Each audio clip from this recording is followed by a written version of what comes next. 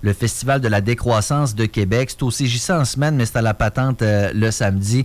Pour en parler, Félix Bussière est un citoyen qui est impliqué sur le comité organisateur de ce Festival de la décroissance. Salut Félix, comment ça va ce matin? Ça va très bien, merci de l'invitation. Ben, ça fait tellement plaisir. Je suis content qu'on puisse en parler parce que, et on en parlait avant d'entrer en ondes, je pense que la décroissance est un sujet qui mérite d'être discuté présentement vu l'état des choses. Mais si on devait résumer la décroissance là, à sa plus simple expression, le concept de base, c'est-tu juste moins de tout ou c'est un peu plus nuancé que ça? Oui, ben c'est de croître dans certaines choses, okay, mais on va croître dans certaines autres choses. J'imagine. Yves-Marie Abraham, un peu, qui est notre sommité au Québec, là, professeur d'université au HEC, il résume très simplement, c'est la décroissance, c'est produire moins, partager plus et décider ensemble.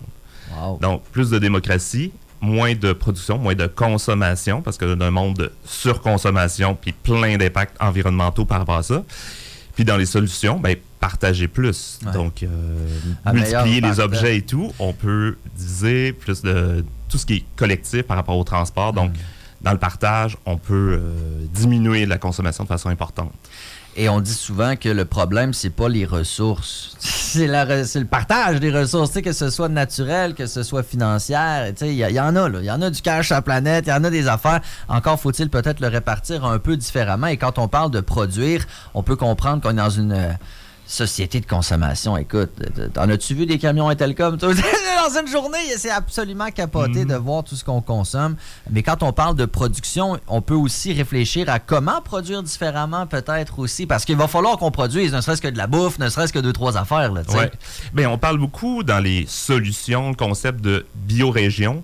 Donc, revenir à consommer, à produire le plus localement possible. Présentement, on est dans un système mondial où tout ce qu'on consomme, tout ce qu'on peut voir dans le studio, a fait le tour du monde. Elle est passée sur des ressources minières, de la transformation dans un autre pays, et fait du packaging à un autre endroit, arrive ici pour consommer.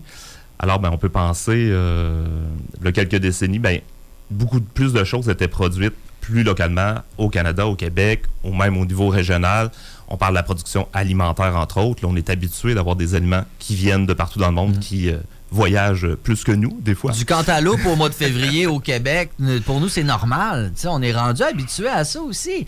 Et est-ce que c'est un des défis de la décroissance que la population soit si habituée d'avoir accès à tous ces produits-là en constance, là, constamment?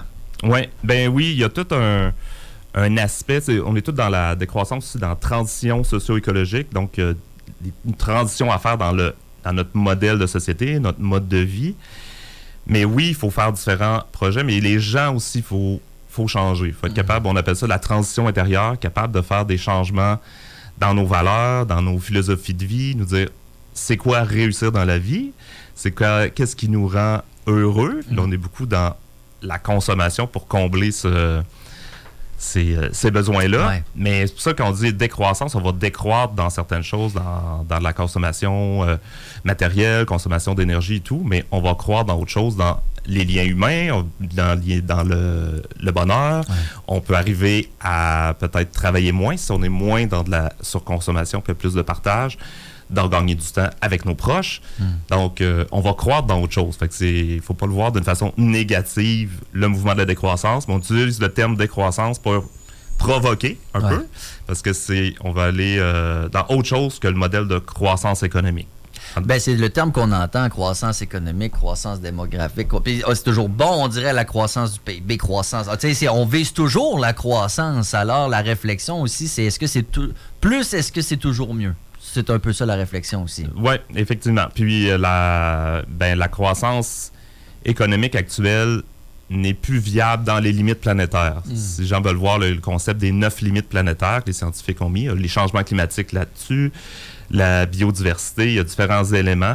Fait qu'on a dépassé 7 des 9 limites planétaires. Donc, on s'en va dans un réchauffement climatique important avec différents impacts importants sur l'humain.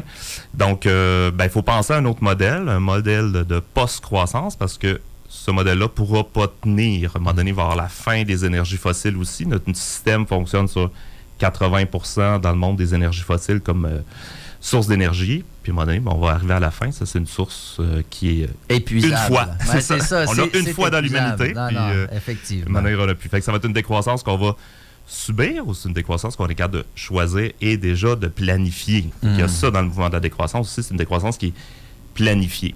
Plutôt que subie, ce qui était effectivement assez intéressant. Donc, le Festival de la décroissance de Québec qui se passe du 18 au 23 mai. Si on regarde un peu la programmation, c'est sur 6 jours quand même et c'est assez varié. C'est quoi le genre d'angle? Parce que la décroissance, c'est un terme un peu parapluie dans ce cas-ci. Ça se découle sous différents angles, sous différents aspects. Oui. On a différents termes. On s'est mis des mots-clés. On a dit incarner, se lier, s'informer, imaginer, célébrer, passer à l'action. Okay. C'est des thèmes qu'on utilise à chaque soir. Puis on a des invités. Cette année, on fait un virage. Les dernières années, on était plus dans des conférences, des panels. C'était peut-être plus intellectuel, un peu plus on écoute de l'information. Cette année, on va plus avoir des ateliers. On va plus amener les citoyens dans l'action, de se rencontrer aussi, pouvoir se parler. Donc, certains éléments à nommer, c'est ça, c'est tous les soirs. Lundi au vendredi, c'est les soirs au CJC. Habituellement, les gens sont invités à partir de 17h, 18h là, à vérifier les heures parce que ça varie chaque soirée.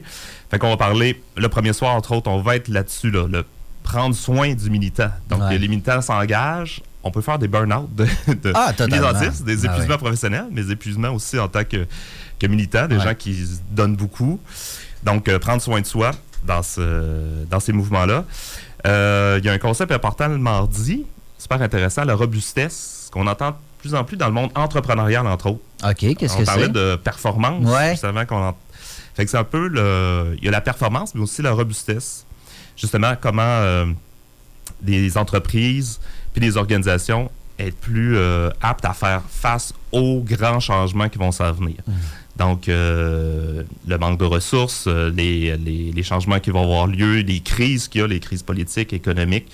Donc, plutôt être dans la performance puis d'être pousser au bout l'entreprise. Puis quand il arrive un choc, une COVID, quoi que ce soit, ça s'effondre. Être plus résilient, plus robuste. La robustesse, c'est donc être plus solide sur ses pattes, moins être dans l'évolution autant que dans la constance et la solidité. Puis avoir le concept des marges de manœuvre, en plus de marges de manœuvre pour durer dans le temps, plutôt être sur la recherche du profit à très court terme. À très court terme. OK, intéressant. Ouais.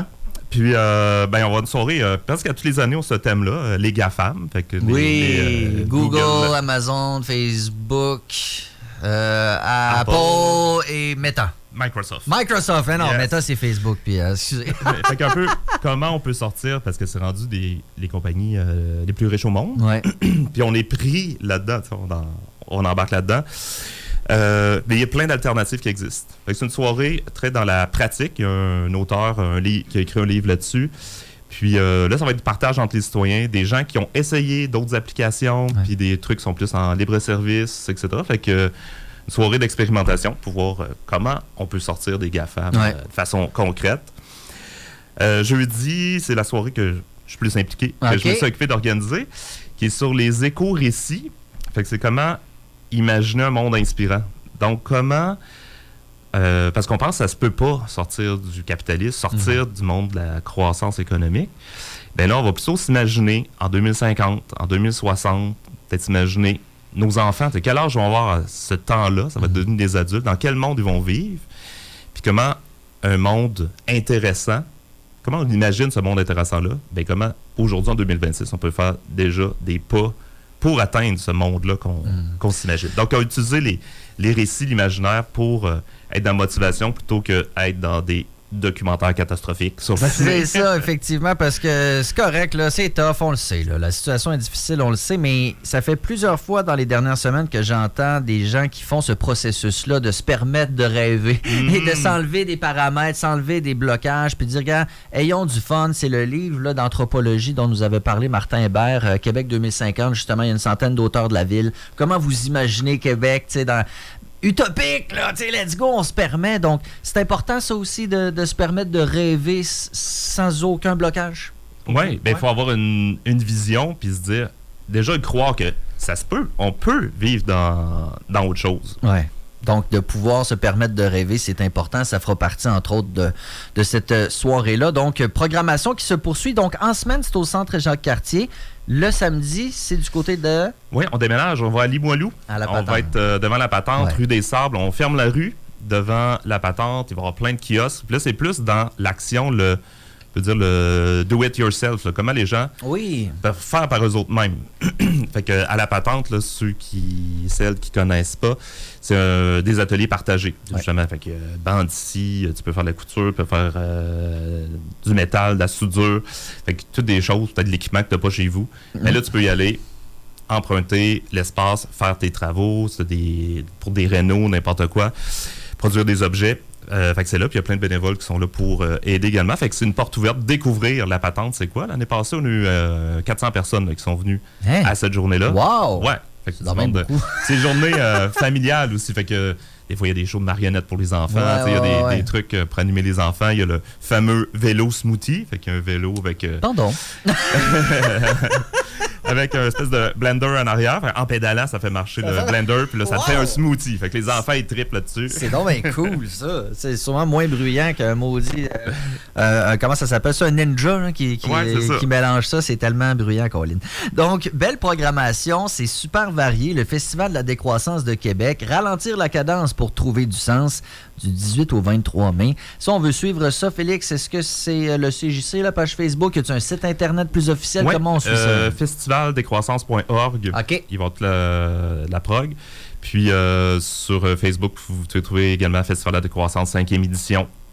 Vous pouvez avoir tous les détails. Félix Bussière est un citoyen donc impliqué sur le comité organisateur de ce Festival de la décroissance de Québec. Merci d'avoir pris le temps d'être en studio, puis bravo pour ce beau travail d'équipe-là. On va vous souhaiter beaucoup de plaisir. Ouais, merci de l'invitation. Salut. 8h27 maintenant sur les ondes de CQ.